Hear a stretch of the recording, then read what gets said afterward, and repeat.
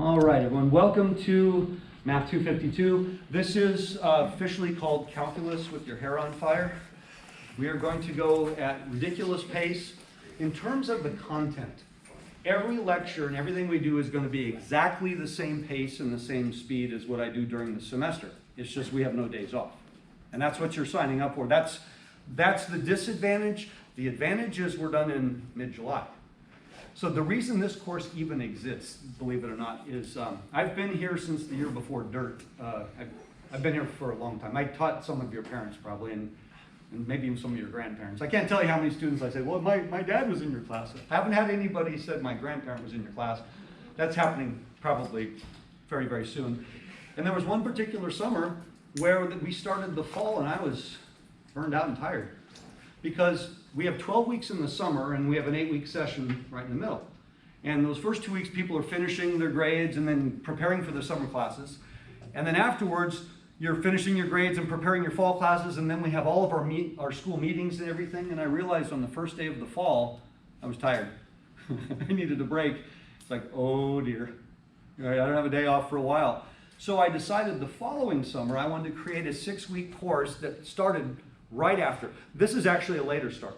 The last 8 years we've started a week before this, believe it or not. And the idea being to get done and still have 5 weeks off. And it turned out it was one of the more popular courses at Mesa College. I would get fairly good enrollments like this, real high retention, and good success rate. A lot of vets, most of the students from other universities. How many here are not Mesa College students? Yeah, that's typical because at four-year universities, most classes are 6 weeks in the summer. So that doesn't feel fast if you're coming from USD. In fact, I think the last 2 times I taught this class, I had more USD students than I had Mesa students because that's comfortable for other folks. And a lot of vets, how many vets do we have? No, not as many this semester. Okay. Usually I get a lot of vets because vets don't mind the light speed, typically more disciplined, that kind of thing. So as long as you're on top of things and keeping up, you'll be okay. The one thing I always caution people on is when I say, what else are you doing? And they say, oh, I'm taking calc and, it's the and. Calc, oh, I'm going to try to do physics or chemistry. No, bad idea. Okay, the time. Or I'm going to do calculus and work full time. This class is going to be your full-time job for basically 6 weeks, in a sense, because you've got to have time each day to put into it. So I want to go right away to this, and let me get the display. Many of you have been in my classes before, and you're familiar with how I do things, but not everybody here. So I want to go over some things to make it really clear. This has got to be the worst projector. Was this our Calc 2 room? Yeah. Someone do me a favor, will you? Yeah, this board, I think what I tried to do is just tie it to my briefcase. Got it. Oh, by the way, for those in my class last semester, that always worked, didn't it? Every time we threatened the board to tie it to the briefcase, it automatically worked. Okay, give us a second here. Okay. So first of all, everything in the course is located under modules. So don't search around for things. Do you want to be recording? Because it doesn't look like it's on. It's flashing red. Oh, okay. Okay, yeah, I think we're good. Okay. Everything in the course is located under modules, so you don't have to search for anything. I try to make it really simple. So you see notes. There's a lot of pre-written notes for me. See all these notes? These are just the first 7 classes. And then the videos. The videos are very, very short, generally 5 to 15 minute, real fast. When we first went online, okay, everybody remembers March 11th, 2020, the day the world stopped, right? Particularly the NHL and the NBA suspended their seasons. We had one day and then they canceled everything the rest of the way, and we were forced to go online having, last week I celebrated my 36th anniversary of Mesa College. Never taught online, never had intended to teach online, and all of a sudden I'm teaching online fully. So I had to create a whole bunch of little videos, so I used my cell phone really good camera on my cell phone and did things, but a 10-minute video generally took an hour to convert and download to YouTube because the quality was too good. So I couldn't do more than 2 or 3 a day, and so I did all these little short snippets. Then later when we went to Zoom, I just recorded the entire Zoom lectures. So the videos are really short, real short snippets, sometimes just examples. And I've had the students tell me that they sometimes gain more from the videos, the shortness, because we all have really short attention spans. Now these are Zoom lectures from spring of 2021 that I'm hoping to replace with this, if this works better, but this is sort of the standby. So every class that we're going to do, we have a verbatim version of this on my 3x4 whiteboard in my home office that, you know, it's okay, it's not great. Those in Calc 2, you had versions of this from previous classes, and that helped. It's not a replacement, but it helps, okay? The quizzes, now the way the quizzes works, every class there will be a quiz, just basically homework type questions. Short quiz, it's real quick snapshot. Did you understand what we did? Okay, quizzes are open book. You just do them at your own speed. You're not timed. And then they're generally due a couple of days later. So today's quiz, it can't take 15 minutes. There's just nothing to it. We don't even do anything calculus for a few days. I mean, it's just going to be real simple vector stuff. And we kind of work into it. So the quizzes on the schedule, which I'll bring up in a moment, that's when they're due. You can turn them in ahead of time. And it's always a hard copy that you're turning in. I would prefer, to be honest, that you don't give them to me too early. And that's not a joke. I have to now keep your individual quiz and not lose it. You know, having a stack of quizzes is so much easier than just having that one quiz that was turned in days early. If you are absent, you're gonna like this. What most students do is when they're done with the quiz, usually it's the Fast Scanner app. How many of you use that? It's the simplest thing on planet Earth. You download it, there's a 1-minute tutorial on YouTube that shows you how to use it. You take a picture with your cell phone, if there's several, picture, send. Don't convert it. That takes forever, and then I can't open it at my end. You just send me the pictures, and then I get them. Great quality, I can enlarge them, I can rotate them, because most everything you send me, without realizing it, you always send it sideways. I don't know why, but most of the pictures I get will actually be sideways, and if it's embedded in your email, it'll be sideways in a 1x1 inch square that I can't actually tell what it says, nor can I manipulate it. I prefer you just simply send me the picture. Then when you get here, hand me the hard copy. That's insurance. I don't need anybody to send me an email if you're going to hand it in live, but that's the one day that, you know, there's the traffic jam, or you went out to your car and you had the flat tire. Things happen. Things happen where you won't be able to make it. And if you did the work, I want you to get credit. But I don't accept late work because everything has a due date and I post a key immediately after. Yeah, if I accepted late work, then please wait until I post the key to turn everything in. You know, it's kind of obvious at that point. Yeah, I can't really do it that way. So the quizzes, I'll bring up, for example, there's quiz 1. Now, I'm going to walk you through, because a lot of folks say, well, I opened the quiz and I couldn't tell, or everything looks kind of funky. I just opened it, but I got to click this here, the download one. Then I got to go down here. There's a little bit of a route you have to take. And what shows up on the screen now is the version you're going to work with. The other ones, sometimes symbols don't all get translated on your computer. So now I've got it up here, eventually. Wow, this is slow. Yeah. So this is the first quiz, fairly simple, fairly short. And like I said, everything on here is probably stuff you did, you know, maybe in a trig class. It's something long time ago. But the first quiz, lecture 1, quiz 1, lecture 2, quiz 2, and so on and so on. If all goes well, I like doing this class in 26 lectures. So there'll technically be 26 quizzes, although not all the lectures are going to be live. They won't let us, right? They kicked us off. So that's what this looks like. So now let me go back to modules, and let me bring up the schedule.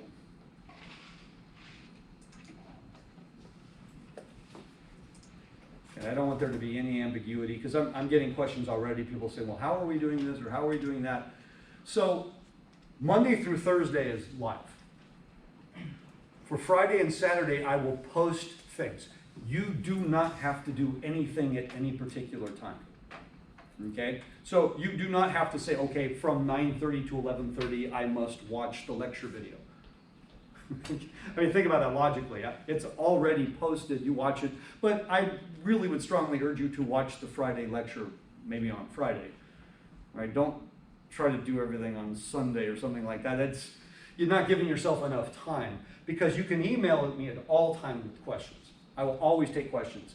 So the first 3 weeks, it's really heavily loaded, because also the first couple of weeks, it's not that difficult. That's one thing I always point out to people. In Calc 3, the first quarter of Calc 3, everybody should be getting an A.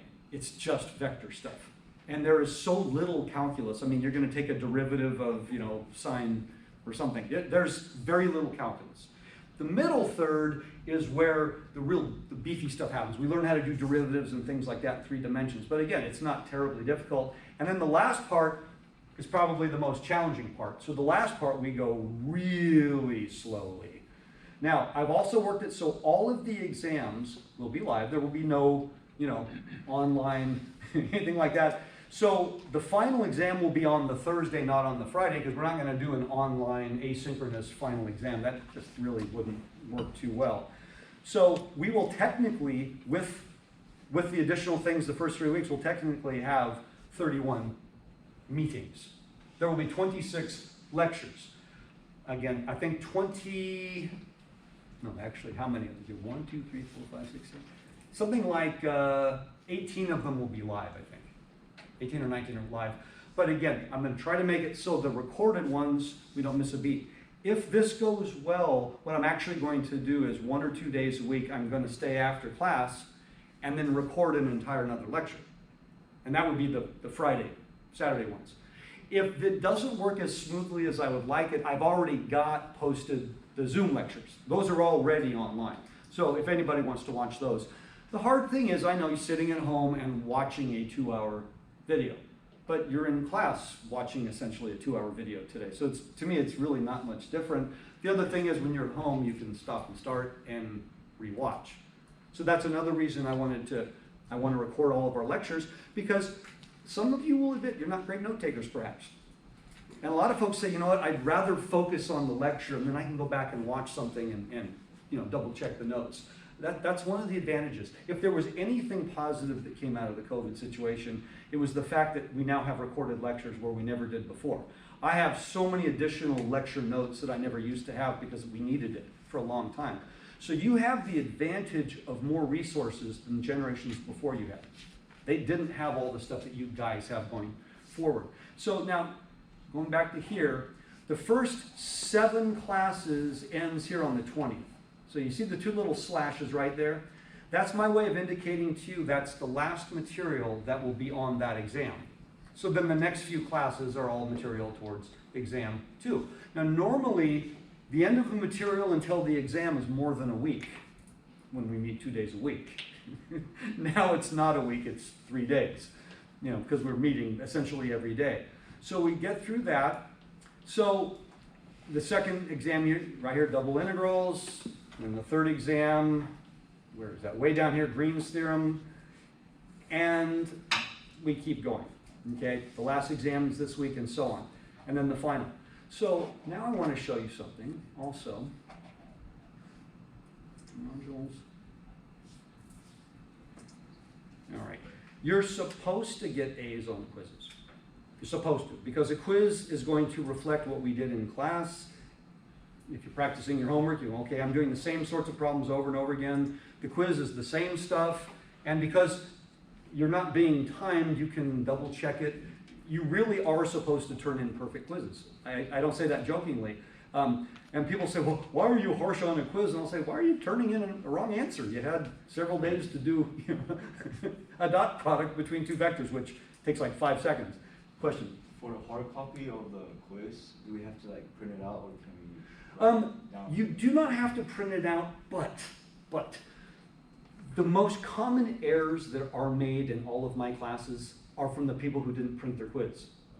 Why? Because they wrote the problem down incorrectly. They wrote something else. In other words, when you print your quiz, you got the question right in front of you, and you just do it. I don't need you to do that. You might need you to do that. When people write down the questions themselves, they don't always copy the numbers So correctly. we have to write the problems too. Well, no, I'm just saying, if you don't have a physical hard copy of a quiz, you might write the problem down incorrectly. Do you know what the number one mistake is? Dropping negative signs. I give you negative numbers and you're a very positive person and you deleted all the negative signs. Well, you just did a completely different problem. It sounds goofy. The majority of errors are from people miscopying the question because, now, I don't need you to print the quiz, but I always think it's a good idea and then just staple the work because later, one of the most effective ways to prepare for exams is to retake your quizzes. And so if you have the printed out quiz, then you don't have to look at your prior work. You can redo it. And I also post a detailed key each day after the quiz. So you can check yourself, grade yourself. So I want to go down here to the grading. Okay, there's 26 quizzes. One of them is actually a freebie. One of the quizzes is a freebie because you're only 25 are actually going to count. That doesn't mean you want to miss one, but that means you can have one mulligan, as it's called. The way your grade works, okay, your top 20 quizzes are worth, 20 quizzes are worth the same as one exam. One quiz is not going to make or break you. One problem on a quiz is not going to make or break you. 20 quizzes are worth one exam. Your top 20 quizzes will replace your worst exam going into the final. So you actually can drop an exam and 6 quizzes. Wow, that's a lot of wiggle room. What if? What if you don't have any poor scores? What if your work is so consistent and so good that everything you do is A's and B's? And you say, well, does that happen in a Calc 3 class? I haven't had a Calc 3 class where the class average was under 90% in probably 20 years. This is a class where the class averages are usually look like video game scores. Last semester, I just finished this class, I had 6 students and with averages of over 100% because I throw some bonus questions along the way and they just never made mistakes. I just made sure I graded their work first to make sure my keys were correct. Safer that way for me. But you're not competing with each other for grades. So what if you don't have any weaknesses? Well, your final exam is worth 750 points. You're dropping your worst test and your worst quizzes, which is also worth 750. So technically, you can drop your final exam. In other words, what you're dropping is worth the final exam. So if you don't have any lousy scores, or if your worst scores are B's, then it's very possible you've already accumulated enough points for an A before you even get to the final exam. Because in the end, you're dropping your worst 750. So if you said, hey, I've already got enough points for an A, I will take a 0 on the final, and then that will be my dropped grade. So technically, the final is optional, but it is not a wise move if you haven't already earned a good grade. And I don't like it when people say, oh, I've already earned a C, I'll accept my C. Well, no, shoot for the B. Right? If you got the B, shoot for the A. Because remember, your final exam is replacing your worst scores. So if you have, let's say, 2 really good tests and 1 test, then your final exam will almost certainly be better than the test and the quizzes that you didn't really give your all on. Okay? So I hang that carrot on the end of a stick on day 1 and say, excellence is rewarded in that you can choose not to take the final. It's a nice move. And the final can't hurt you because your worst scores are dropped. So if your final was somehow worse, Samuel, you took the final last semester, right? Oh, you're Samuel, because Samuel's one of these guys that he doesn't like errors. He doesn't do errors. So he's always got over 100%. Well, there's no way even if you have a 100% final, it can't be higher than the other 100%. So your final can't hurt you, but it can only help you. So from day 1, we're actually preparing for the final, but excellence along the way is highly encouraged. Like I said, you're supposed to do well on quizzes. There's no reason you should ever turn in a wrong answer when you have time to check, and you can always ask me the question. And the most common questions I get are not somebody walking up with their quiz and saying, am I doing this right? No, it'll be an email later on where you took a picture of your quiz, you have a little sticky note with an arrow saying, okay, I'm stuck here, or am I on the right track? That's probably the #1 question. I don't want to hear that you wasted all sorts of time going nowhere. I say, no, email me right away. When you have questions, I answer emails all day, every day, even on the weekends. Okay? If you email me very late at night, I won't see it probably till the morning. So that's one thing. I actually do turn off my computer at night. I try not to stay on for too long.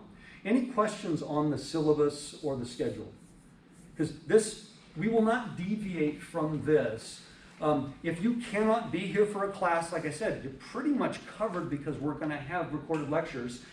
If you can't be here to physically turn in your quiz, you just email me your quiz. And then you give me a hard copy. I don't like grading the emailed quizzes. It's actually hard on my eyes because a lot of times they're hard to read, but that's your insurance. Sometimes the quizzes are really easy for me to grade online. It's just the nature of the quiz, I can actually grade it. I prefer not to because unless you turn in a perfect quiz, I can't give you any feedback. So one of the reasons I want you to hand me the hard copy is if you made an error, then I can fix it for you. I can show you, okay, this number. What calculator would you recommend? For this class, it isn't going to make any difference. Well, I see it's listed that we can't use graphing calculators. Well, you can't, because you can't use calculators that have a calculus function. If you're doing integrals and derivatives, you can't have a calculator that does integrals and derivatives. That's pretty much true in any calc course. But for the lectures themselves, in Calc 1 and 2, I have a TI-89 titanium. I love saying that because it sounds so cool. And I love my graphing calculator for graphing. Graphing calculators are made for graphing. They're not particularly good for calculating. I mean, you got to go through a whole menu. You know, just to add 3 plus 4, you got 3, select math menu, scroll down, plus sign. You know what I'm saying.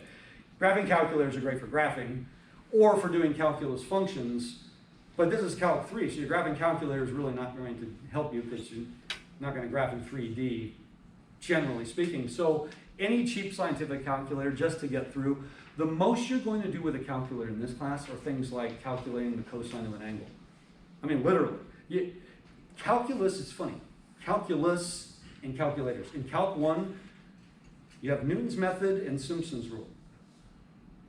Simpson-Strapswood rule. Those are literally the only 2 classes in the entire semester you need a calculator for. In Calc 2, there's a couple places when we're doing like, Taylor polynomials where you actually have to calculate something. Most of the class you never even pull out a calculator. In here, when you're doing dot product and you have to calculate the cosine of an angle, you need a calculator. There's maybe 2 classes, 3 classes all semester where you actually need a calculator. Most of the time, you don't need it because you're not doing calculations of large scale. That's why I say in a class like this, it's not that important. If you're in this class, you're probably moving on, I'm guessing, to at least linear algebra / differential equations. Now, calculator might be a little bit more useful. So what I used to always tell people when you're starting, buy the most technology you can afford. Don't buy a cheap graphing calculator that you're going to replace next year or the year after, in other words. But as we all know, how many have a graphing calculator?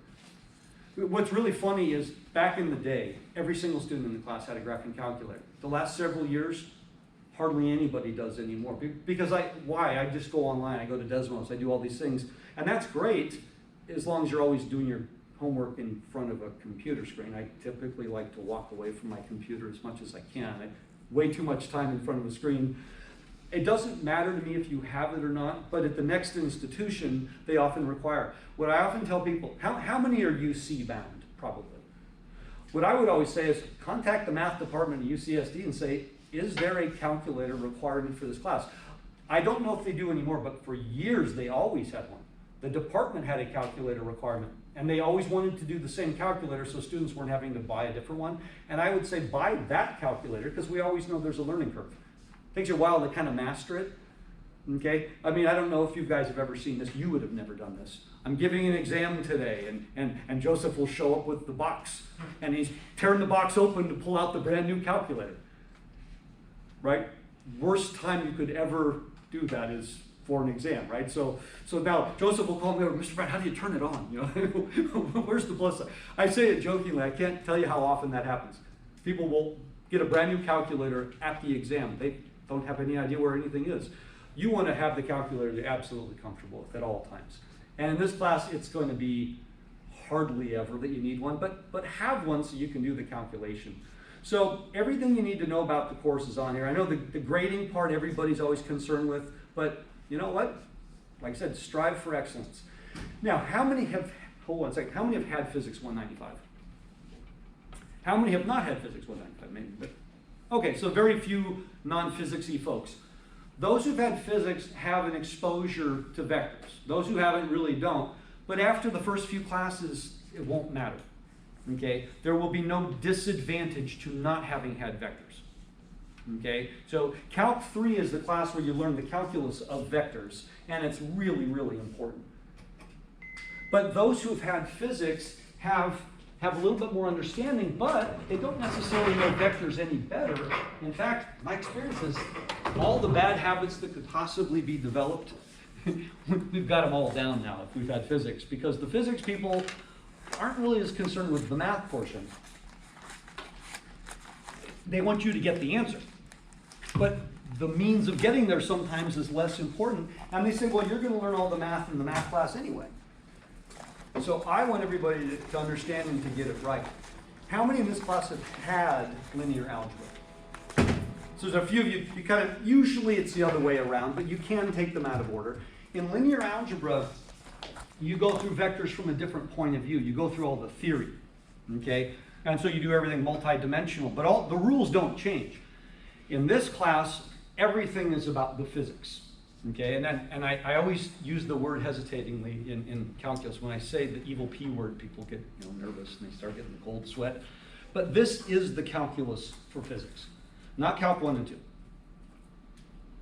Why not Calc 1 and 2? This is something that is going to be kind of eye-opening. Okay, close one eye. Everyone close one eye. You've spent your entire lifetime learning the mathematics of this. In other words, what do you see when you close one eye?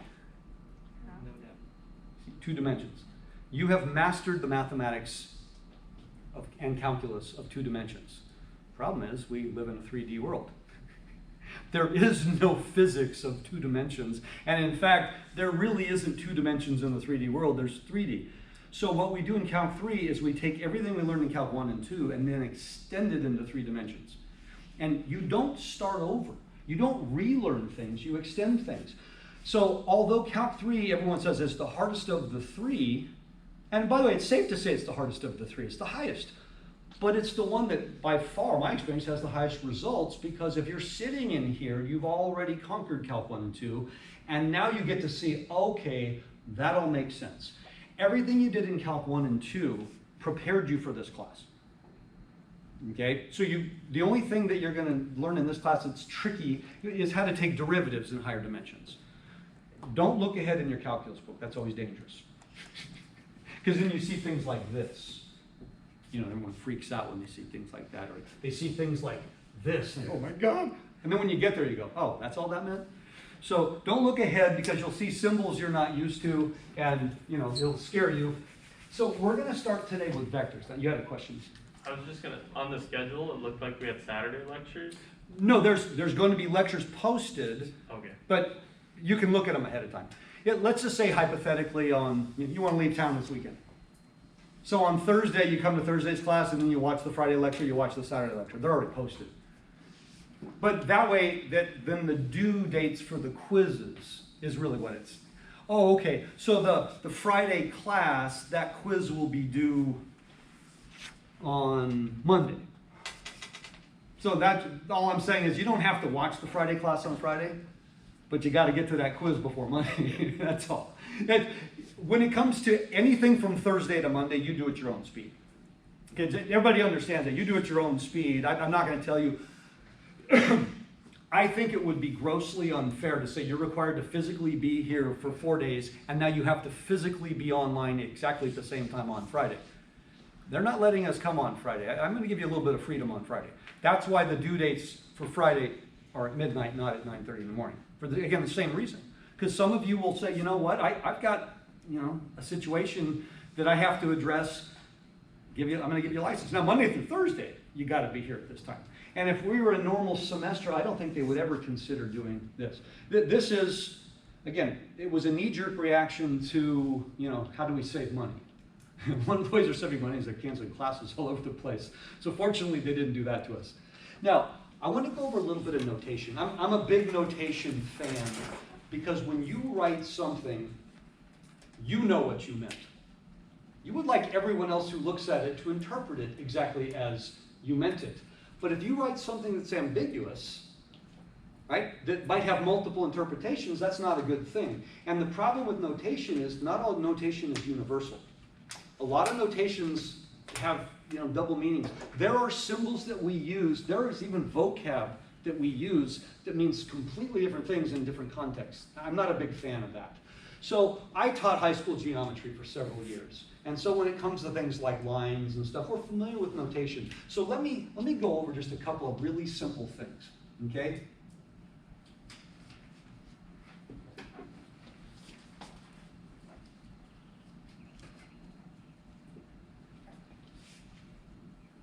It's very, very basic geometry. What is represented in the first case? A line. In the second case? Ray. A ray. In the third case? Line segment. So a line we know is infinite in both directions. A segment is finite. It's a piece of a line, if you will. An array is infinite, but only in one direction. So what is the symbolic notation that we've always used? I just want to remind you, because you all learned it this way. We put a little picture of a line over AB. Here we put a little picture of a ray over AB, and here we put a little bar over AB. This is universal. This has been around, this notation's been around literally forever. Now,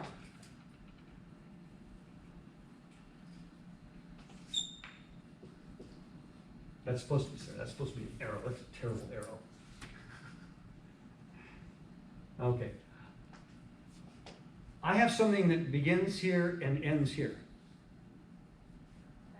It's like a line segment, except it has direction.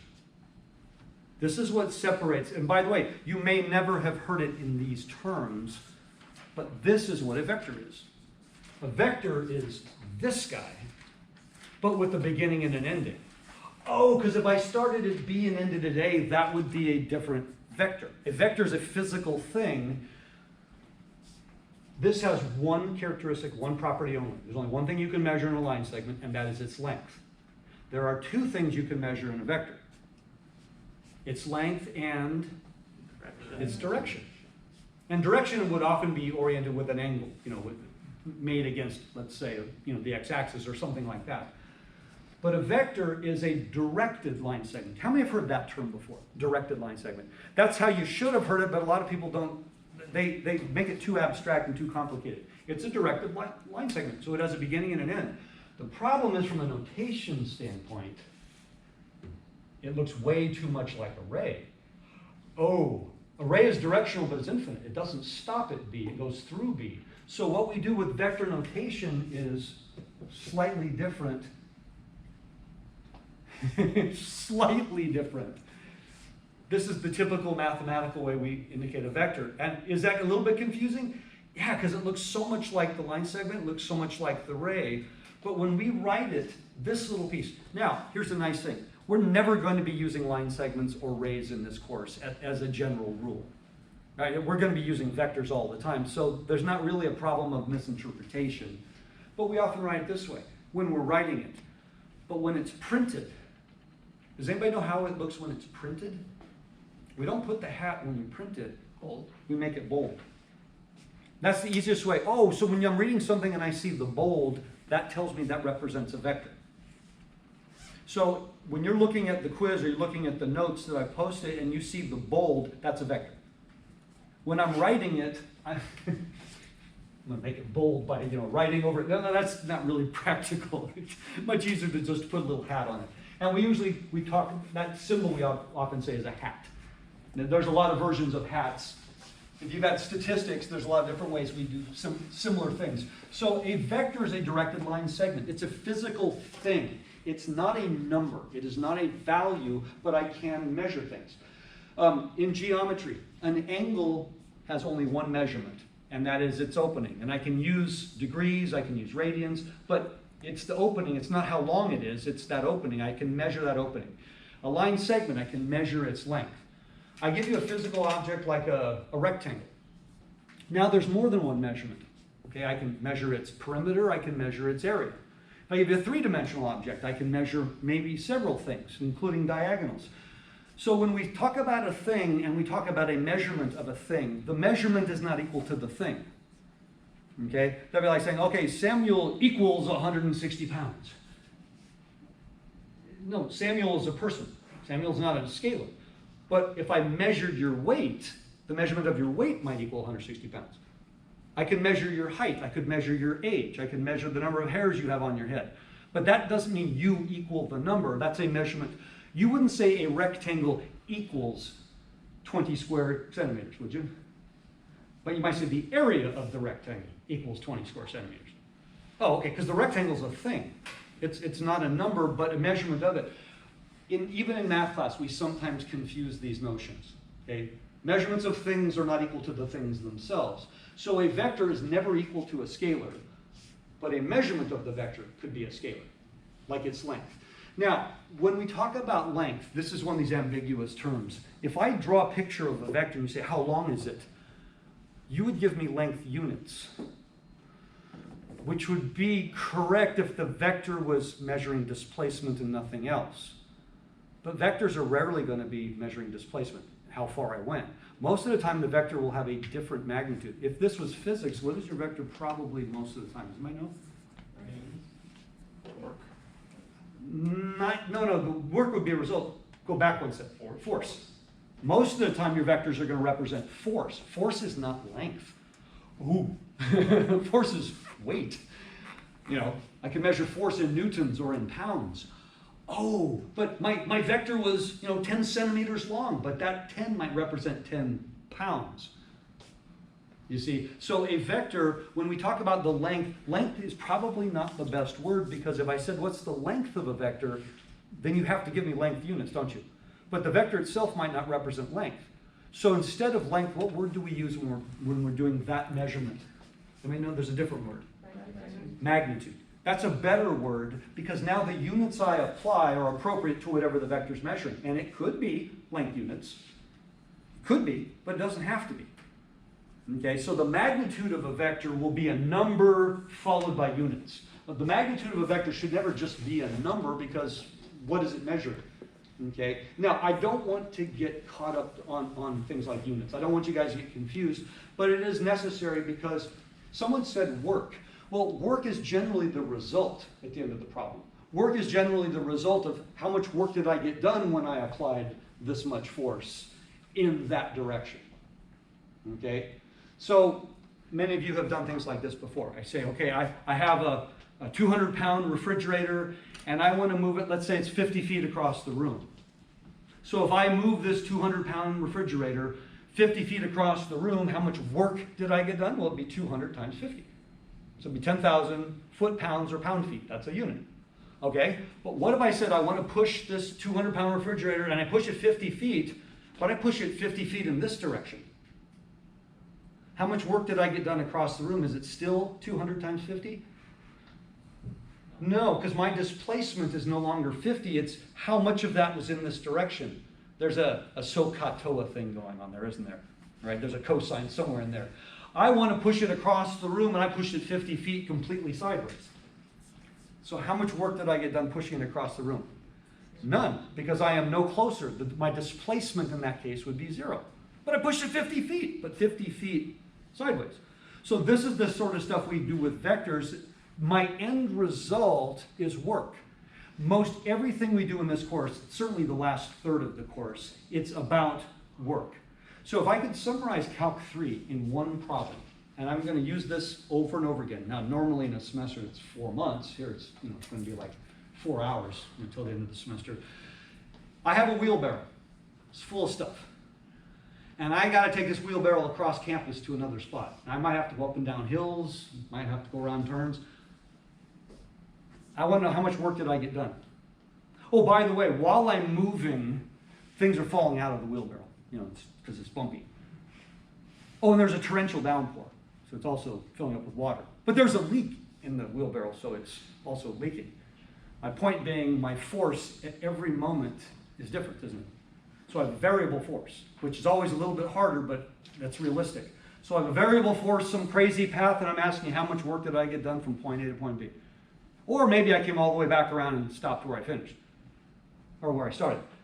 How much work did I get done? This literally, you could say, is the whole point of Calculus 3, is answering that question. And at the end of the course, we will be able to answer that question, but there's a lot of pieces of the puzzle along the way. Okay? But the idea of, my gosh, variable forces, I'm moving different paths. Yeah, vectors don't have to be straight. I can I can move around a curve and use vectors to describe it. We're going to get to that in a few days. So what is a vector? It's a directed line segment. So let me start two-dimensionally. Okay? So it's called the point where I finish A comma B. This is my terminal point. Starting at 0, 0, I'm ending at A, B. Therefore, I'm going to call this vector V, and V is going to equal A comma B. And I use the bracket notation. I've never used IJK for vectors in my life, and I was fortunate enough to never have a math professor use them. In fact, that's like scratching a chalkboard with metal claws. There's many reasons why you never use IJK. First of all, vectors are multidimensional. Most of the time you're working with vectors, if you're actually working with vectors, you're in n dimensions. So there's actually no analogy for IJK. Secondly, the fact that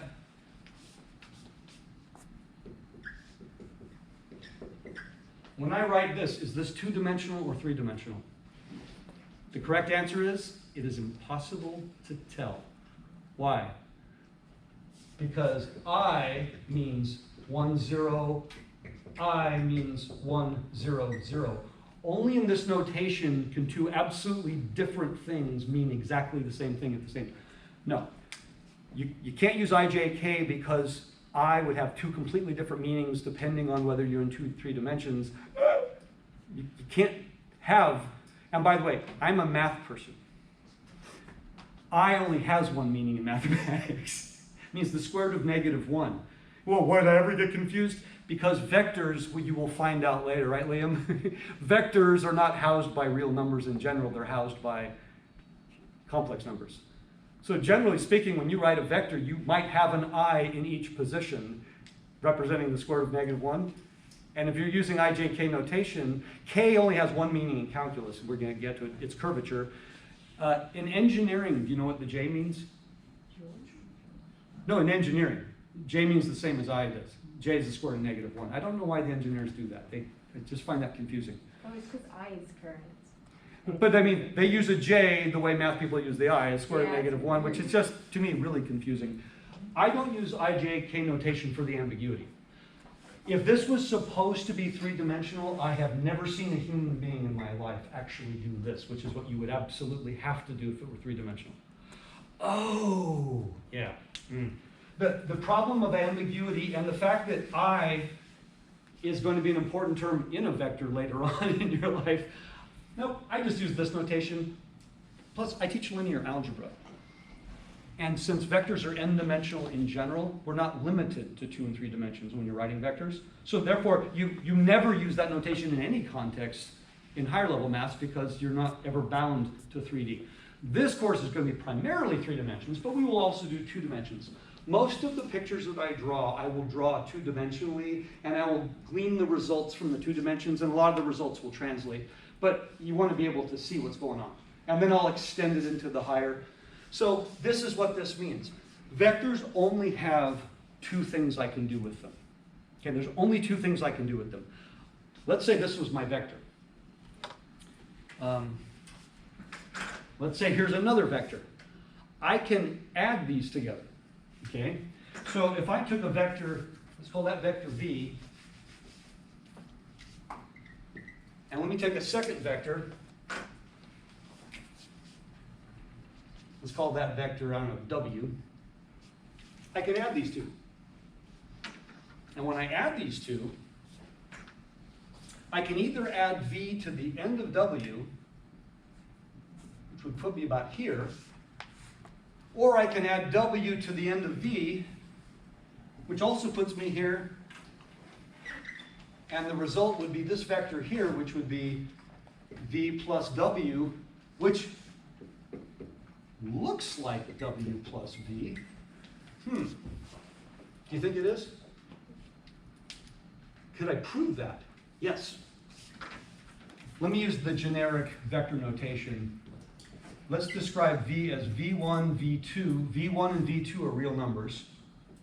We'll define W to be W1, W2, where the W1 and W2 are also real numbers. Always distinguish your numbers from your vectors, obviously. Right? That's the vector. These are just components. They're real numbers. There is a time you will work with complex numbers, but it won't be in this course.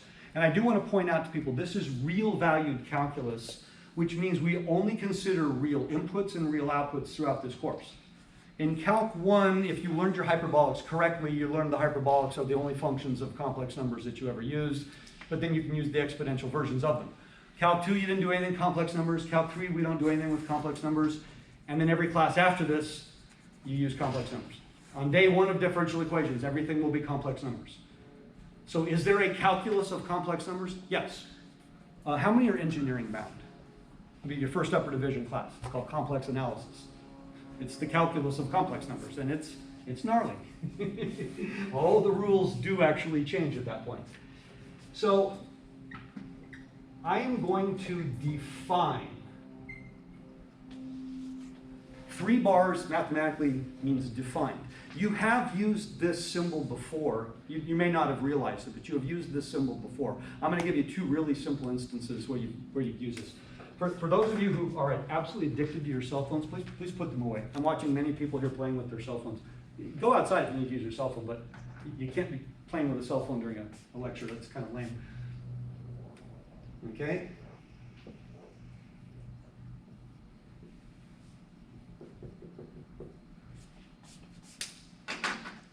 Tell me, what is the cosine of theta?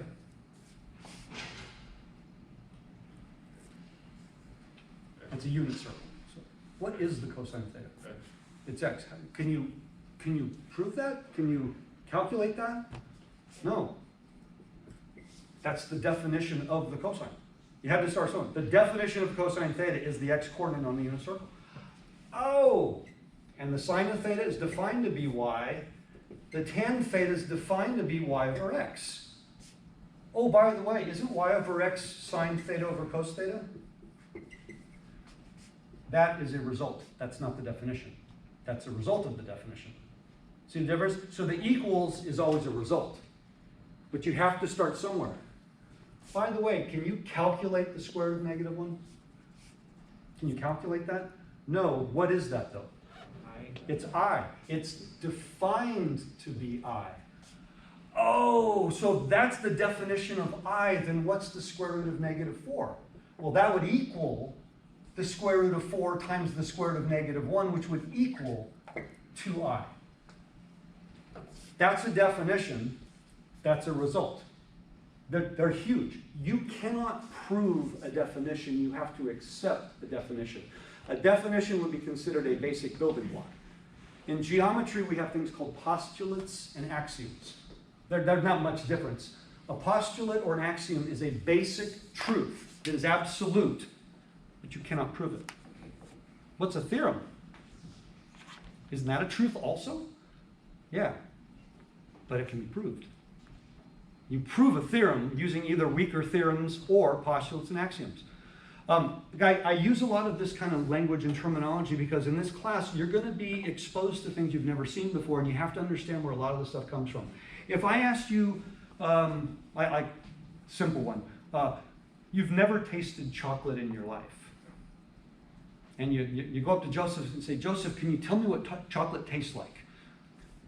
Could you describe what chocolate tastes like to someone who's never tasted chocolate?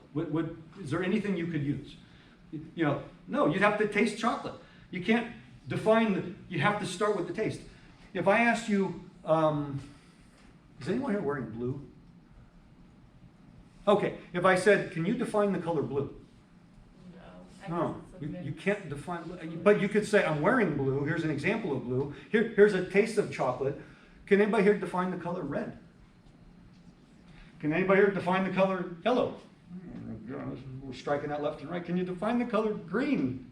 Yes, you can. What's the color green? Combination of blue and yellow. Oh, blue and yellow and red are the axioms. They're the definitions. They are the starting point. They are the basic building blocks. I learned this from my kids when they were in elementary school. I didn't know any of this because, well, we'll get to that on another day. I don't see that many colors. In my family, they had this blue, yellow, red, black, white, gray. And that's pretty much all you need. That's pretty much all I see. But Every color that exists, you can define as a combination of previous colors. But everything geometrically, calculus, algebra, everything has to start with something. Usually it's definitions, theorems, postulates, axioms. One of the most important geometric properties. I have a point, I'm holding it here. I have a second point, I'm holding it here. Exactly how many lines can I draw passing through both these points? One. Do we all agree with that? Can you prove that, by the way? No. You can't prove it. It's an axiom. It's a starting point. It's an absolute truth that we all accept without proof, because it can't be proved in simpler terms. There are things called undefinable terms in geometry. There are 4 of them. Point, line, plane, and guess what the next one is? Space. Those are called the undefinable terms. You say, well, they're so complicated? No. They are so basic they cannot be defined in any terms simpler. If I asked you, what is an angle? You say an angle is 2 rays sharing a common endpoint. Well, what's a ray? Oh, a ray is a line in 1 dimension, and that's the point where I can't define angle without using line and point. But we all know what an angle is. Everything in geometry ultimately comes down to usually something like that. In the calculus, we do something very similar. So we have to have a starting point. I have to define vector addition. I don't have to prove vector addition. I have to define it. And then from there, it takes on its own life. So we define vector addition to be v1 plus w1, comma, v2 plus w2. But v1 and w1 and v2 and w2 are all real numbers. And I know real number addition is commutative, correct? So this is equal to w1 plus v1, comma, w2 plus v2. So I'm kind of venturing in there. But wait a minute, isn't this exactly w plus v? No. So what did we just prove? That vector addition is commutative. Is that a good thing? Yeah. Yeah. Real number addition is commutative. Many things are commutative. There's a common mistake that people just automatically assume commutativity of everything. Those who've had linear algebra, after you define matrix multiplication, is matrix multiplication commutative in general? If I have matrix A times matrix B, does that always equal matrix B times matrix A? No. It might not even be defined in one direction. Ooh, commutativity is not an automatic thing. It's very special when it happens. Okay, we're going to learn dot and cross product next day. Cross product is the most important one that we use in this class. Dot product is the most important one for other classes. Cross product, big, very important thing, is not commutative. There are many things that are not, but vector addition is sort of a whew. And it doesn't matter whether I'm in 2 dimensions, 3 dimensions, 10 dimensions, because it's defined to be you add the corresponding components. So here's the first thing. V and W must be from the same dimension. Vector addition is only defined if the vectors are in the same dimension. Can I be doing mathematics and have things in different dimensions in general? Sure. But I'm not going to be working with a 2-dimensional object and a 3-dimensional object simultaneously. Usually I'm in 2 dimensions or I'm in 3. The dimension we are in, again, this is a notation thing, these are elements of R2, and that's the script R. We generally use a script R to represent real numbers. Has anyone here had discrete mathematics? Math 245? Probably not. A lot of you will be taking that in the future. In 245, you learn something called a Cartesian product. A Cartesian product is when you take a bunch of elements in one set, a bunch of elements in the second set, and you write ordered pairs by taking all the elements in the first set, comma, the appropriate element in the second set. You learn things like that when you're little kids. Pretty simple stuff.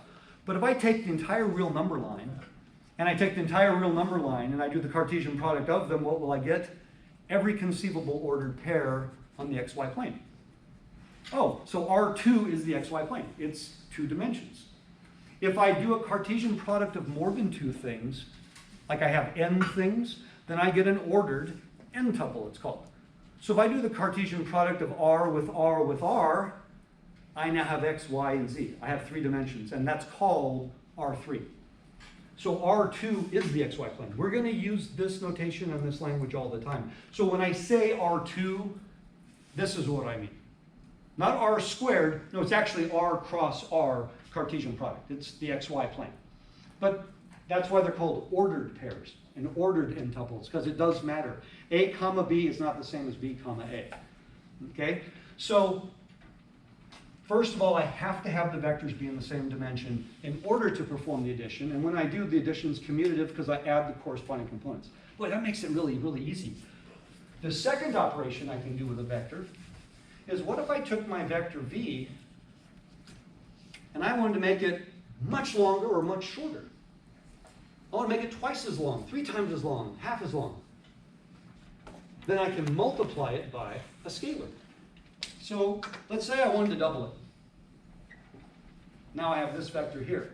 Well, that would just simply be 2 times v.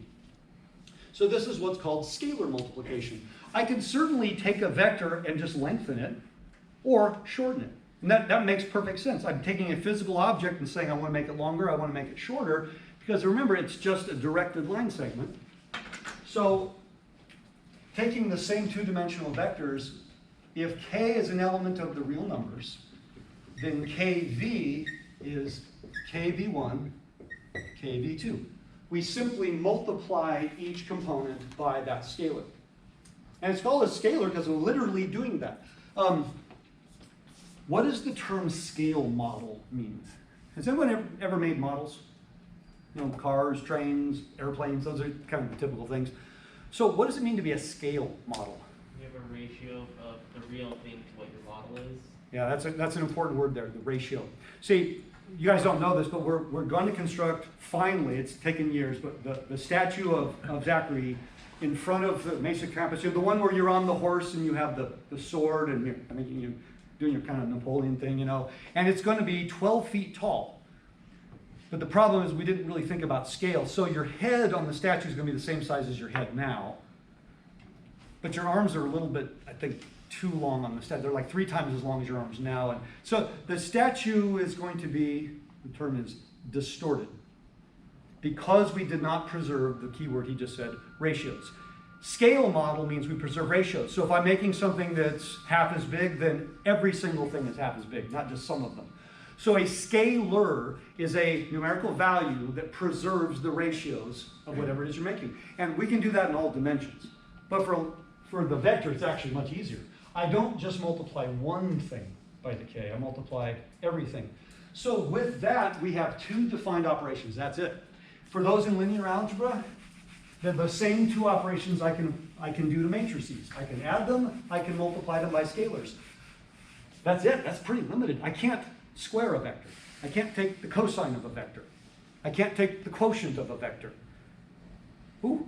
Yeah, vectors are very limited with what I can do. Now, we're going to literally make up operations next day. Dot product and cross product are invented operations that we are going to invent and apply certain rules so we get consistency. But right now, the only thing you can do with a vector is add it, multiply it by a scalar.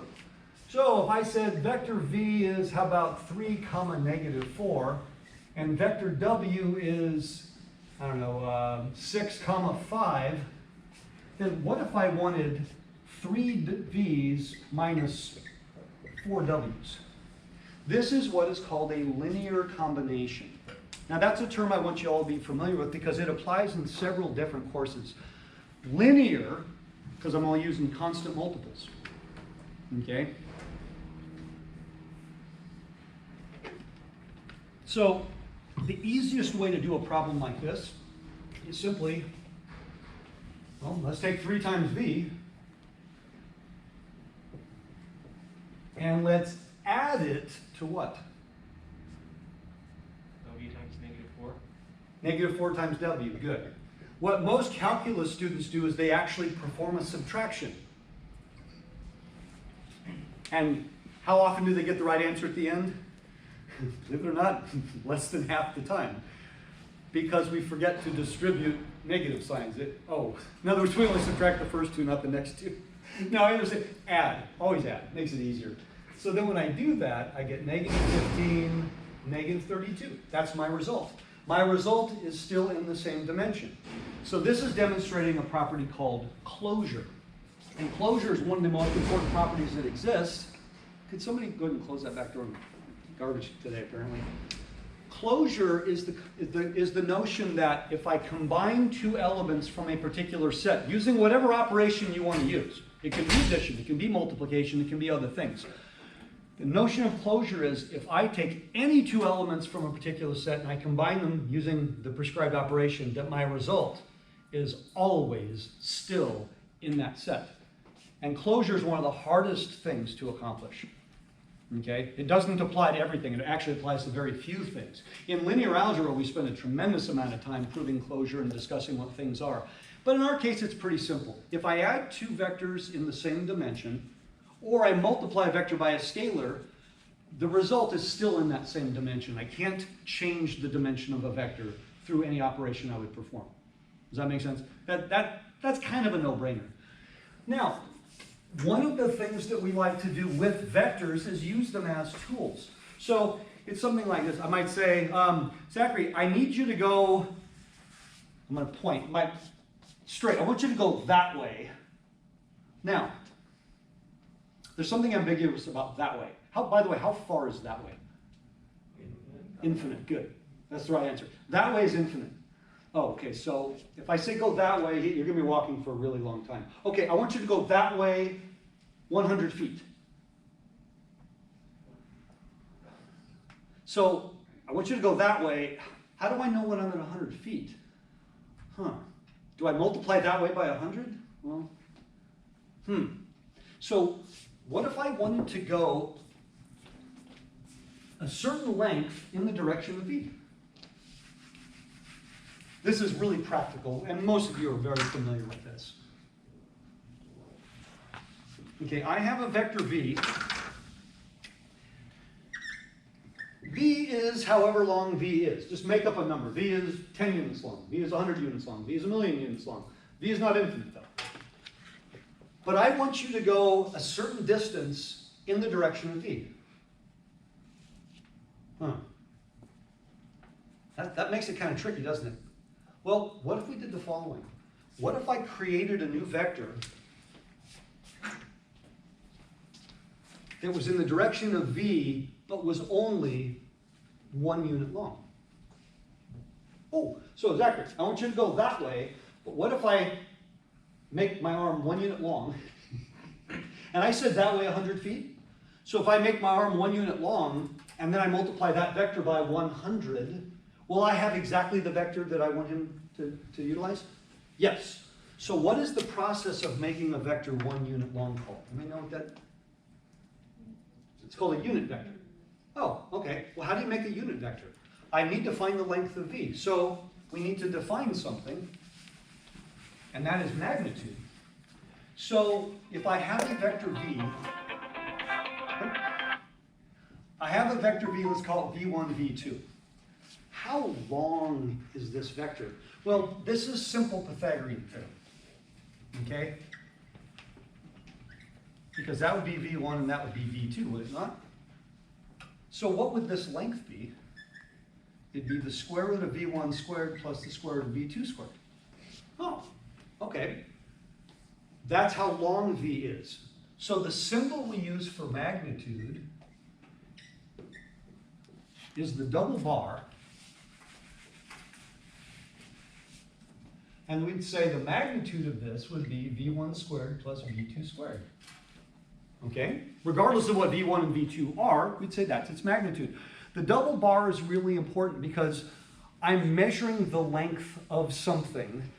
So if I said magnitude, this would have units, wouldn't it? Now, we're in a math class, so most of the time when we're working with vectors, we're just going to put a number here. But understand, if we actually had units in the problem, it is good form to put the units in there. Those of you who have had physics, you understand this. That if the problem involves units, you put units everywhere. But if the problem is unitless, then you don't really worry about it. I don't like the word units. My oldest daughter, who's a chemist, by the way, you may hear me mention that a couple times. She took physics here from Professor Mona, who's a Brilliant professor. Anybody have Professor Monin for physics? And on the very first assignment, she said she worked her butt off, and she did everything. It was a unitless assignment. And she did all the calculations, got everything correct, and she got a 0, as did half the class, because only half the class was taking it for the first time. Half the class was repeating, did it fine. Everybody got every problem marked off because they didn't write the word units. On a unitless problem, and so my daughter said she never made the mistake of leaving units off another, but that was the whole point, was to teach you have to have units. There's no such thing as a unitless problem, even if no units are given. In a math class, we're not talking about that aspect. We're trying to understand what the vector is. So I don't need you to write the word units. If our vector represented force, then you would actually say this many newtons or this many pounds or whatever. But it doesn't in this context. So don't worry about the word units. So this new vector, which we'll call u for unit, is 1 over the magnitude of v times vector v. This is how you create a unit vector. You multiply by the reciprocal. And I have to point that out because the most common error that people do, those of you who have had linear algebra, you remember the Gram-Schmidt orthonormalization process? And the only mistake people make is they multiply by the magnitude. They forget to multiply by the reciprocal.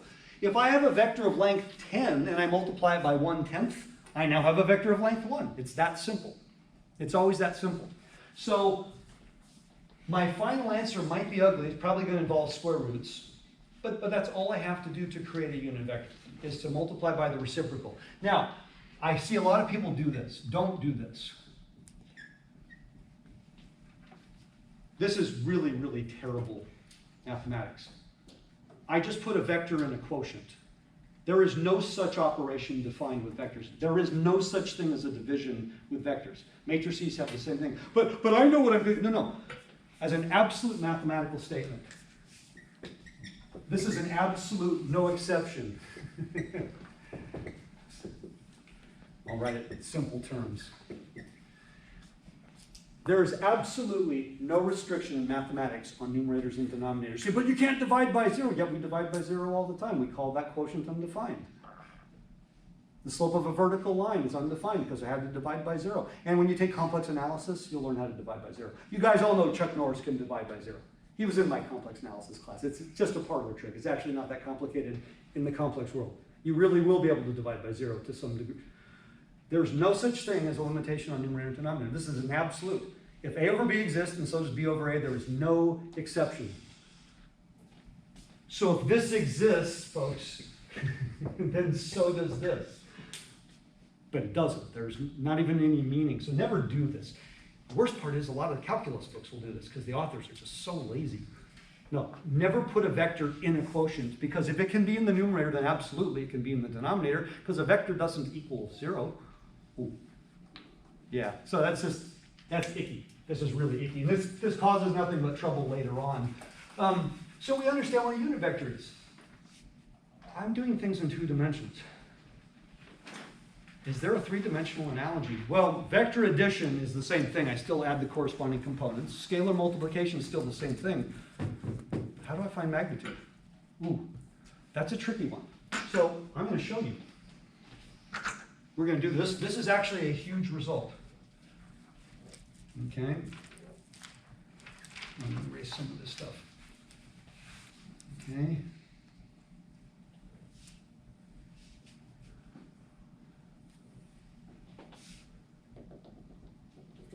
This is not a box. This is a picture of a box. Sometimes I can draw a circle. I can draw a representation of a sphere, but it's still a picture, isn't it? Because it's a 2-dimensional rendering of a 3-dimensional object, and I've given it perspective. I would like to find the distance. I would like to find the distance from here to here. This is exactly the same question as take that corner of the room way over there, and I want you to find the distance to this corner of the room here. It's the 3-dimensional diagonal. And this is not something you probably have a lot of experience with. Ooh. Well, can I just apply the Pythagorean Theorem? It's too many lengths. But is there a right triangle in here somewhere? Yeah. Well, look at your ceiling and look at your walls. Do you agree that all of the walls and ceilings meet at right angles? So, if I took that diagonal across the room,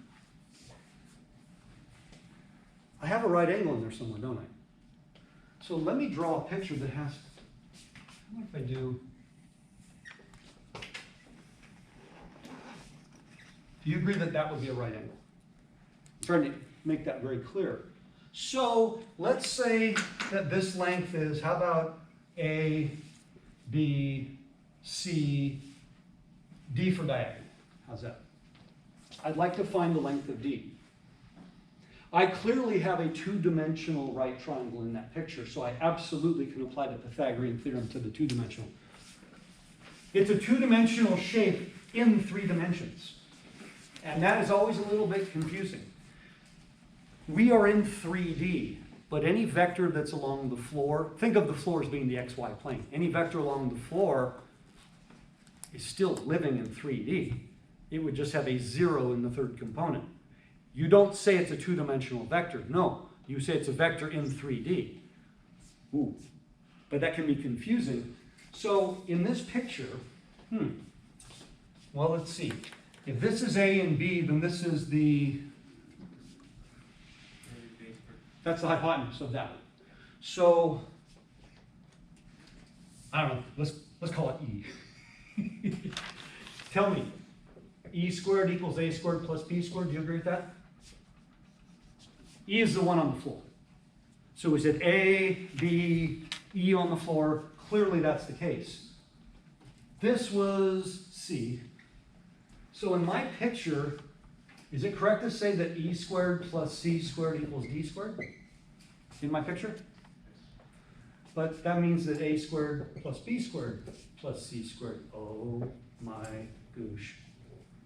We have just proved the 3-dimensional Pythagorean theorem. Turns out the Pythagorean theorem as you know it is 2-dimensional, but it actually applies in all dimensions. Whoa. So when I asked you what was the distance from corner to corner, you took all 3 lengths, added their squares, and took the square root. Because isn't the Pythagorean theorem, in simple English, when I ask a kid, what's a Pythagorean theorem, they always say A squared plus B squared equals C squared. And they'll say, well, what's A, B, and C? And usually the answer is, I have no idea. I just remember that. No, that's not the Pythagorean theorem. Pythagorean theorem is the sum of the squares of the legs of a right triangle equals the square of the hypotenuse. Well, how about in 3 dimensions? The sum of the squares of the lengths equals the square of the diagonal.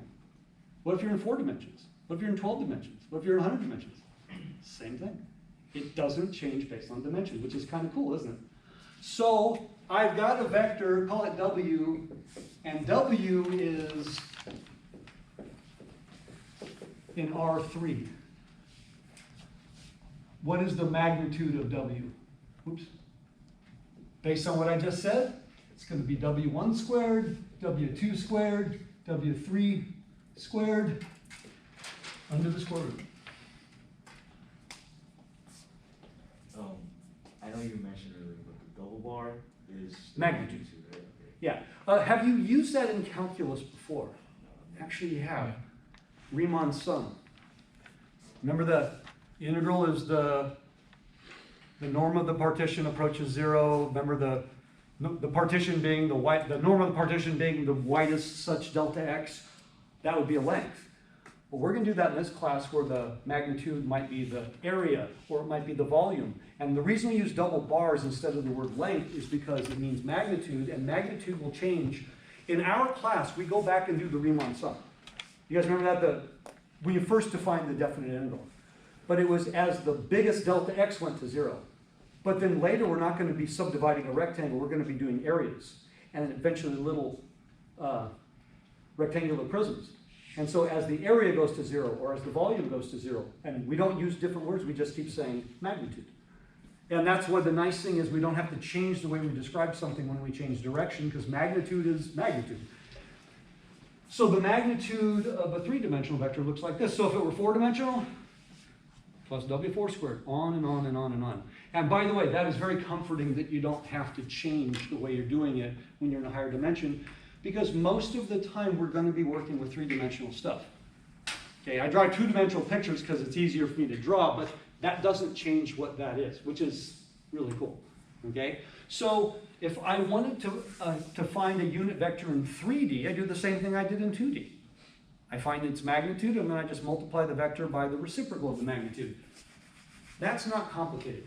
So now I want to show you where this is really, really useful to us. We've done this before, versions of this. Okay.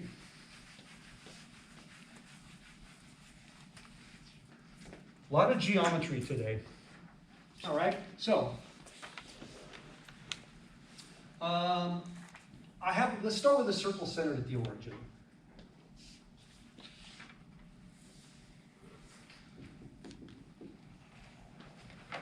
Do you remember distance formula?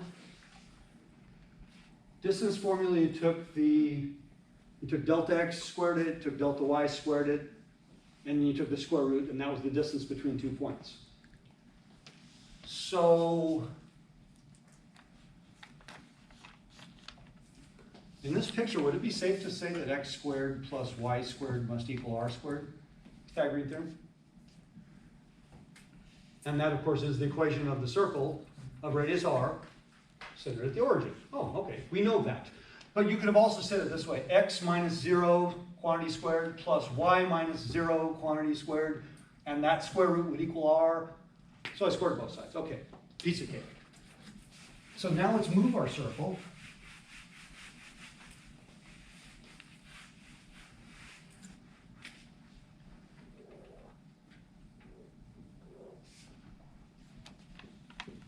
A more familiar setting.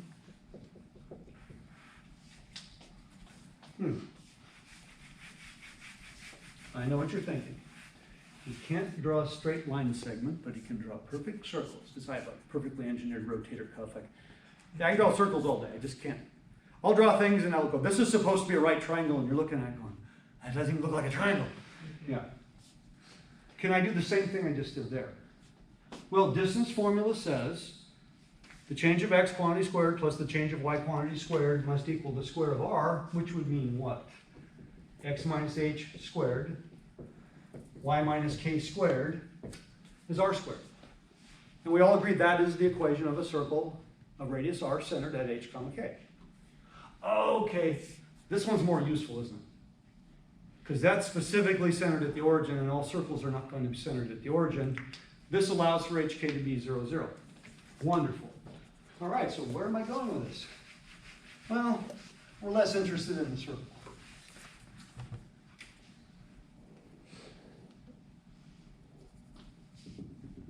I'm a one-trick pony. Gotta give a little, you know. You always gotta do that. All right. Problem is, now the orientation that we generally use, let's pretend this is the corner of the room. That's always the x-axis, that's always the y-axis, that's always the z. So in this picture, this is always z, this is always x, this is always y. That changes your orientation because xy is the floor now. This point right here, this center point, let's call it x naught, y naught, z naught. Okay, I'm not going to use hk anymore because I don't have a third letter to use for the z. To the outer edge, let's call this point x, y, c. It's an ordered triple. And we're going to use a different symbol this time for the radius. We're going to use the Greek letter rho. That's R-H-O. And the only reason is, in calculus in general, think polar coordinates for a second. We always use r, right? R cos theta, r sine theta. In calculus, when you see r, there's an automatic connotation that you're thinking circle in 2 dimensions. And by the way, that extends all the way through this course. We use r very specifically to represent a 2-dimensional radius of circles. But we're also going to use spheres. And it can be a little confusing if I use the exact same symbol to represent the radius of a circle and the radius of a sphere. So what we typically do is we'll use a different symbol to represent the radius of a sphere. And by the way, rho is the Greek r. Just for consistency's sake. It's not a rule. It just helps us mentally separate the two. So the question is, what is the equation of this? Based on the three-dimensional Pythagorean theorem I just showed you? Oh, I'm asking you for basically, if I constructed a box, that's the diagonal again, isn't it? So what you did was you said change of x squared plus change of y squared plus change of z squared, which would be x minus x naught, y minus y naught,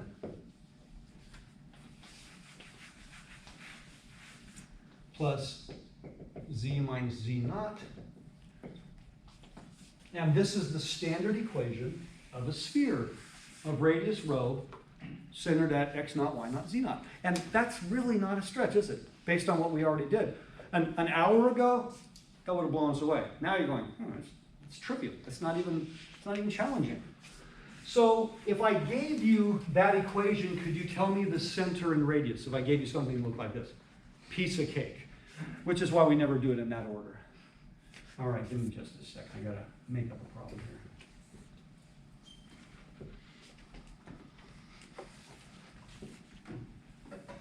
All right, so I've got x squared plus y squared plus z squared minus 8x plus 6y minus 2z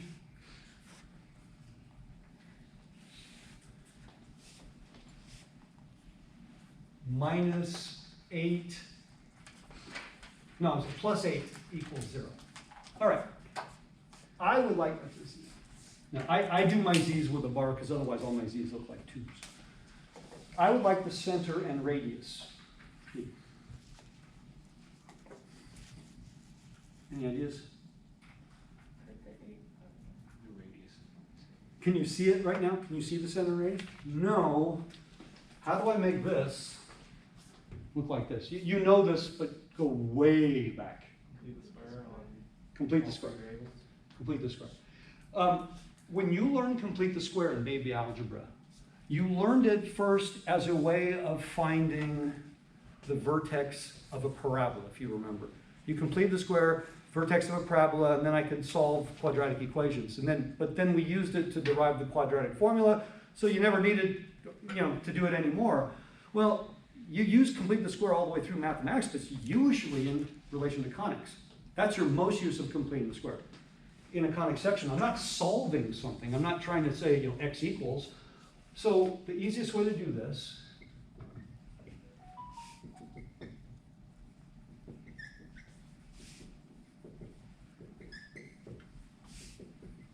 have I actually done anything yet? No, I just sort of rearranged it. So lest we forget, when you're doing a square, if I do x minus a quantity squared, I know that's x squared minus 2ax plus a squared. So when I'm going backwards, what goes here? Since this is always twice as big as this, I got to cut this guy in half, so what's going to go here? 4. There's an order of things. A lot of people think they need to come up with this number first. No. Come up with this number first. Then what's going to go? Hold on. Definitely need a different color here. What's going to go right here? I always do it like this.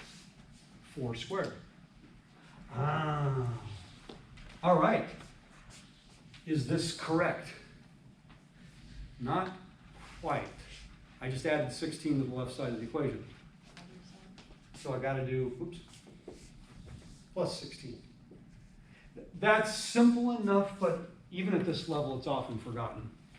Okay? So, next one. Y plus what? 3. So I'm going to add, kind of that order, I'm going to add 9.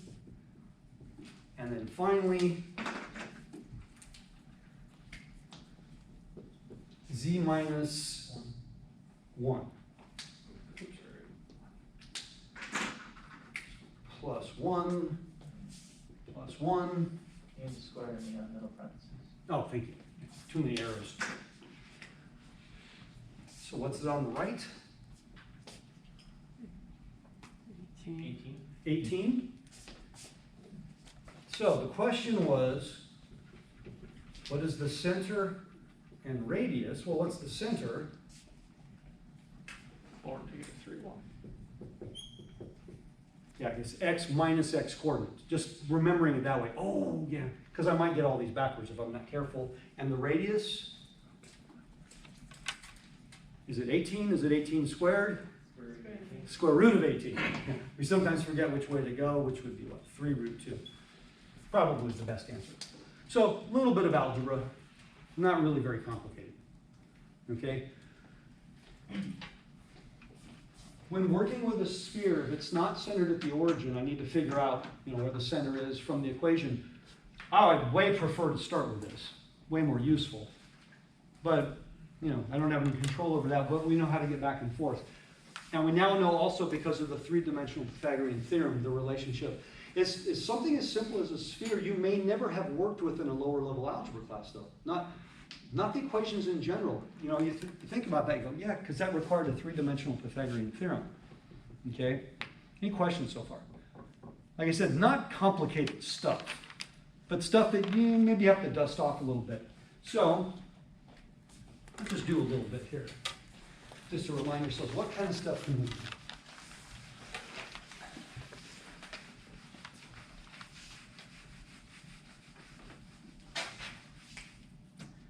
All right, so how about, let's say vector v is, keep something simple,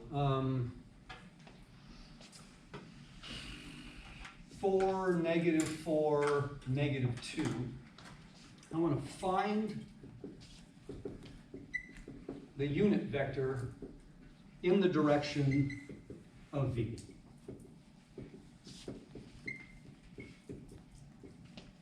Okay? So everyone try that on your own for just a moment. Now the final answer should not have a scalar in front of it. The final answer should be everything housed within the vector.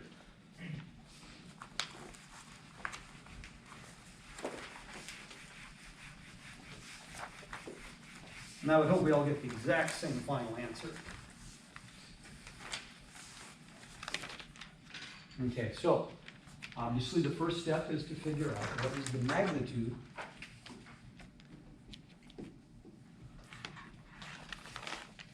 so I find that by taking the sum of the squares.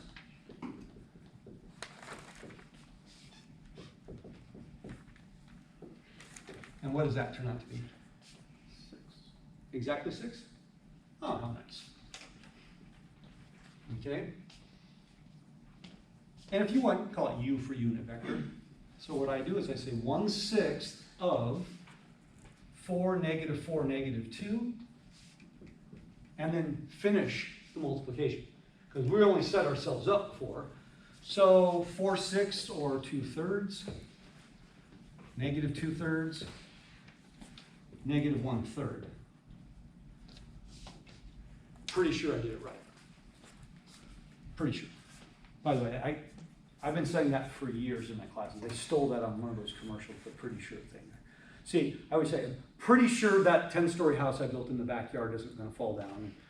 Pretty sure I did my taxes right this year. And my favorite, I'm pretty sure that stray dog doesn't bite. There's no such thing as pretty sure. It's absolute, and there's not. If you walk away saying, I hope I'm right, how do I know I'm right?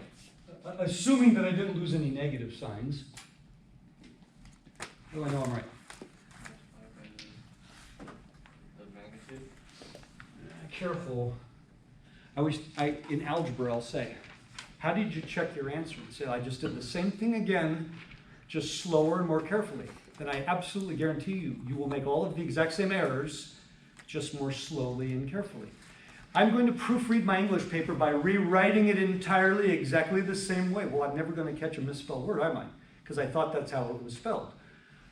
Never check something by redoing it in the same fashion, because you will always come up with the exact same result. The check must be different. I asked you to come up with a unit vector. There's only one check. Is this a unit vector? How do I know?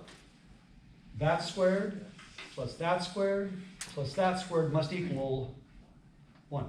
That's it. That's the only check. Is that check complicated? No, not in this case.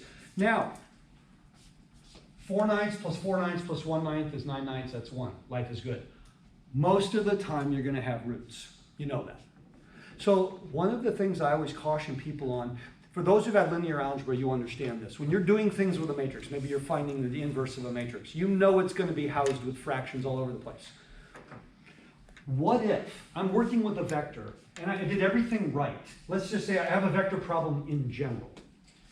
And I have something like this. Actually, yeah, I have something like this, perfect example.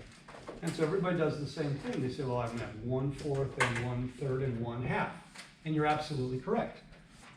And now I have to use this further, or maybe I have to find the magnitude of this, I have to do stuff. Did I make my life easier or harder by simplifying all those fractions? Did it make it easier or harder? Harder. There's a simple rule that you must follow, or your life will be a living hell. When you have fractions in a vector, always have the same denominator. Doesn't matter if they simplify or not, always keep your denominators the same. Because what happens is when you reduce all your fractions, which you're supposed to do, then when I go to check things later, we're going to be working with fairly complicated unit vectors really soon, where we're going to have icky square roots, and by the way, things with variables in them. Oh. When you're finding the magnitude of a vector that isn't all numbers, but actually has variables, then your magnitudes can get icky. But if I reduce all of my quotients and now I have a 3-dimensional vector with 3 different denominators, and now I have to use it, maybe I have to do a dot product later, maybe I have to do a quick check. If my denominators are different, I add to the amount of work that's going to be required. You see, if I was trying to check something's a unit vector, if all my denominators are the same, I don't even have to look at the denominators. I just have to look at the numerators. I just do the sum of the squares of the numerators. Ah, okay. So if I said something like this, let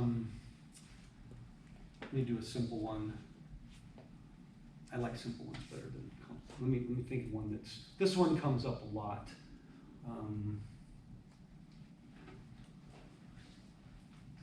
So I've got 2 over root 6 and negative 1 over root 6 and 1 over root 6. This is a real common one that might show up.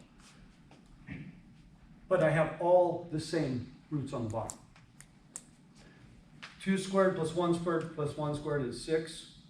When I square the bottom, I get 6. That's a unit vector. You notice I didn't square the quotient. If my denominators are the same, I just need to do the sum of the squares of the numerators. Then square the denominator. Does that make sense?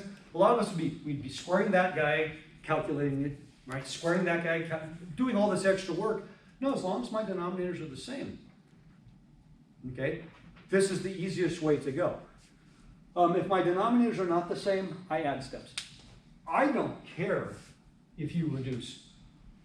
But this one will be harder to work with than 3/12, 4/12, 6/12. Now, obviously, if this is the final answer and I'm not going anywhere further with it, no, that's perfectly correct. But you have to understand, in calculus, whatever you did is rarely the final answer. So, what do you mean? I just did all this calculating stuff. Most of you have had physics? Isn't there calculus in the physics problem somewhere? You might have had to integrate, you might have had to differentiate. And when you did your integration or differentiate, that was the end of the physics problem, right? I'm winking with my left eye this time. Right? That was the end of the problem. Or were you maybe in the first 10% of the problem? You might have been at the very beginning. That was never the answer to the question. Now you're going to use that to do more stuff. So when you do the calculus, you've done something that's now going to be used for the next step of a problem. It's rarely ever going to be the end of the problem. But we're learning the calculus in here so we know how to perform the mathematics perfectly that you're then going to use in your engineering and physics. But it's almost never the end of the problem when we do that. It's just a piece of a puzzle. That's why when you're representing an answer, there might be more than one correct representation. So I say it's rarely about right or wrong. It's about what's the most useful representation of an answer. And you always have to think about it in those terms. Am I going to use this again further? Because if I am, I want it in such a way that it's not going to be more work for me to use down the road. Simplifying is always a good thing. You know, if I've got square roots and things, yeah, I want to reduce as much as possible because small numbers are easier to manipulate than big numbers.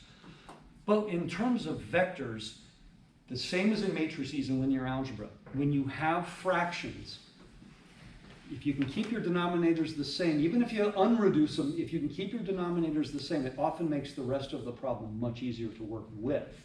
Okay? Now, you're going to be doing stuff with roots. And I know some of you right now are just cringing. It's got a square root in the denominator. You can't do that. I mean, be honest, how many are thinking that right now? Come on, hands are going up. Actually, you can. There isn't an improvement on these. That is the simplest representation that you can possibly get. And yes, they are simplified. No, they're not rationalized, but I'll maintain that none of you have ever correctly rationalized in your entire lives anyway, so I always laugh at that one when people say they're not rationalized.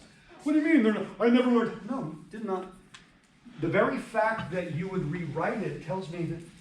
So let me write something down for you.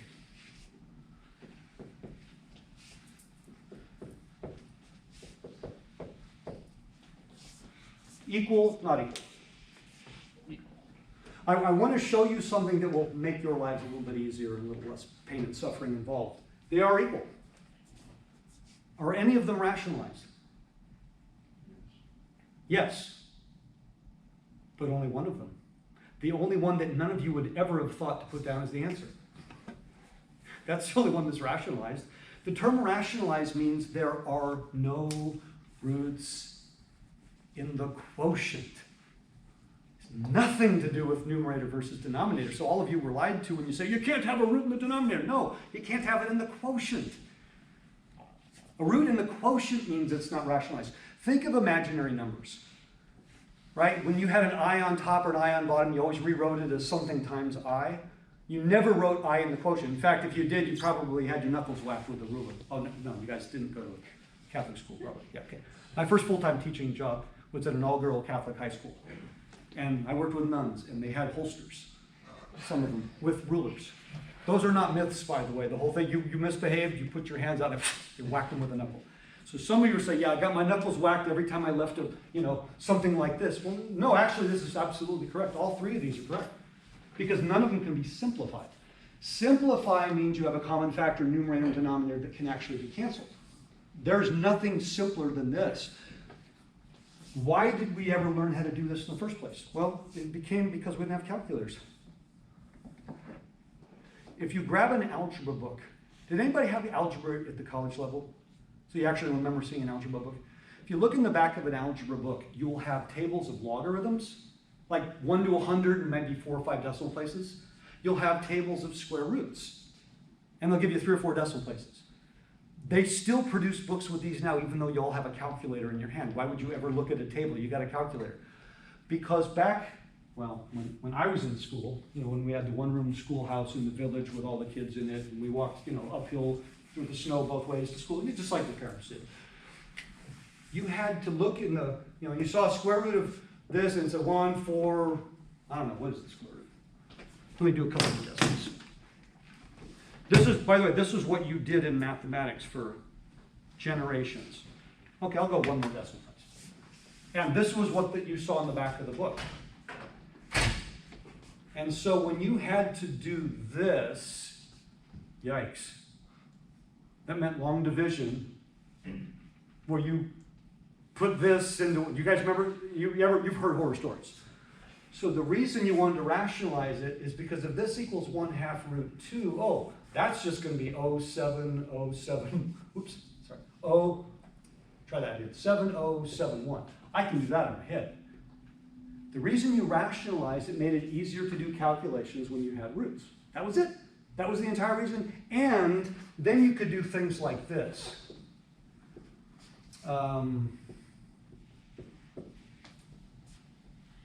How do you add unlike roots? Well, if I can rewrite this one as 1/4 root 2, which it is, root 2 over 16, and this one is 1/8 root 2, then my answer is 3/8 root 2. That's very practical. Most people never learn this. This is why you learn to rationalize in high school. So you can add these together. That's really the only reason left, because it can't be about calculating. You have calculators. Nobody in their right mind would do long division of decimal approximations. So in a calculus or above class, all three of these are acceptable. I just ask people to be consistent. I don't want this and this in the same problem at the same time. I have a vector. I made it into a unit vector, so I have 1 over root 2, 1 over root 2. Do that, or that, or that, but be consistent all the way through. It's just easier to manipulate and work with. You never have to rid yourself of the root in the bottom. That's a matter of convenience. And again, what are you using it for later? Okay, I know many of you were taught that that wasn't considered a proper answer. It makes me laugh. Most of you were told you can't do this, you have to do this.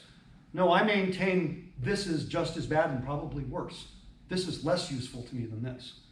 Why? Because this can be simplified. I can? Yes.